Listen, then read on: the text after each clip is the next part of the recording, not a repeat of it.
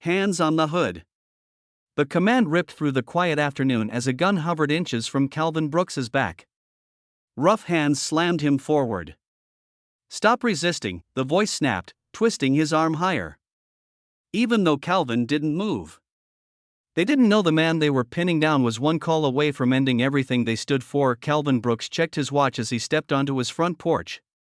The folder he carried contained grant paperwork for the youth mentoring program. His brown overcoat sat perfectly pressed over his white dress shirt and blue tie, a professional appearance maintained through 20 years of community work. A patrol car crept into view. The engine suddenly roared to life. "Stop right there," a voice commanded. Two officers emerged, Brent Clean and Ross Maddox, both guns aimed at Calvin's chest. From her window, Linda Sutter watched with an eager expression. "Hands where we can see them," Clean shouted. "Officers, what's going on?" Calvin asked calmly. "Shut up and drop the folder." Maddox barked across the street. Joan Pritchard's phone captured everything. Her doorbell camera blinked, collecting evidence. Clean rapid-fired contradicting commands while twisting Calvin's arm. "Stop resisting," he roared loudly, though Calvin hadn't moved. They slammed him against the patrol car, handcuffed him too tight, and shoved him into the back seat while Linda Sutter recorded, thanking officers for protecting the neighborhood. At booking, Clean wrote false reports, subject exhibited aggressive resistance. Calvin asked for a supervisor. "Shut up," Clean snapped. They left Calvin alone for hours. Then Joan arrived with evidence, her doorbell footage, timestamps, detailed notes. "I've backed up multiple copies," she announced. Calvin made his phone call to a White House liaison he'd met years ago. "Mr. Brooks, I remember you. Please proceed with the facts." Calvin explained the arrest. "I'm connecting you to the DOJ's Civil Rights Division." Minutes later, Special Agent Monica Torres was recording his statement. The station erupted into nervous activity. "Federal inquiry already." Around midnight, Lieutenant Sandra Pike from Internal Affairs arrived. "I need officers Clean and Maddox's body cameras now."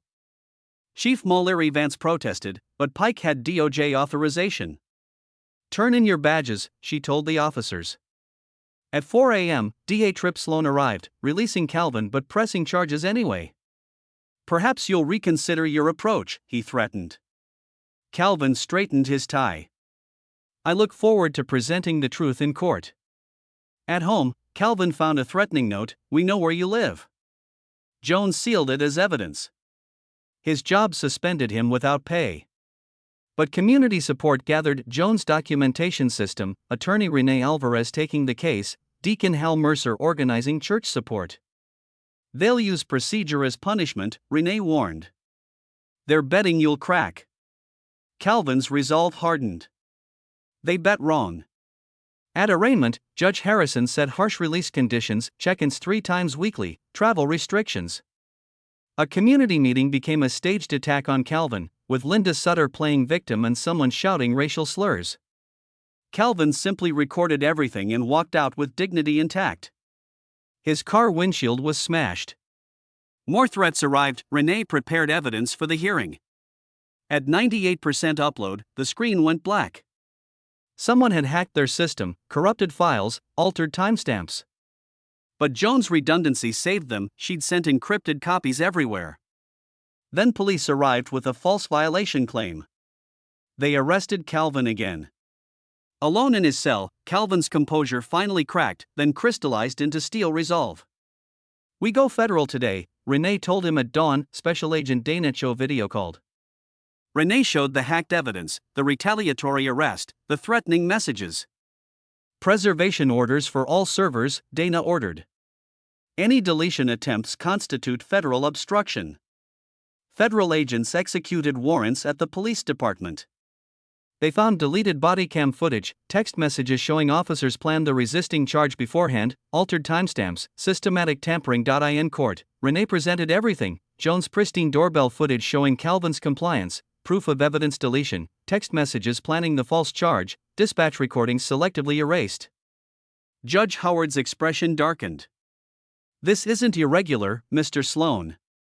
This is misconduct." She dismissed the case with prejudice and ordered a full inquiry. This court owes you an apology, Mr. Brooks. At City Hall, Lieutenant Pike announced, Officers Clean and Maddox have been terminated and face decertification. Special Agent Cho added, the FBI has opened a formal investigation. Chief Vance resigned.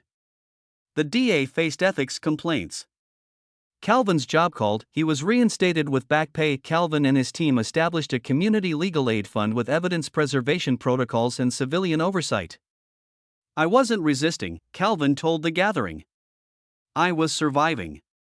Now we're building protection so the next person doesn't stand alone. That evening, Calvin hung his brown overcoat carefully and removed his blue tie, each crease representing his choice to stand firm, document truth, and build protection rather than seek revenge. The system had tried to break him. Instead, truth had broken the system's presumption of immunity.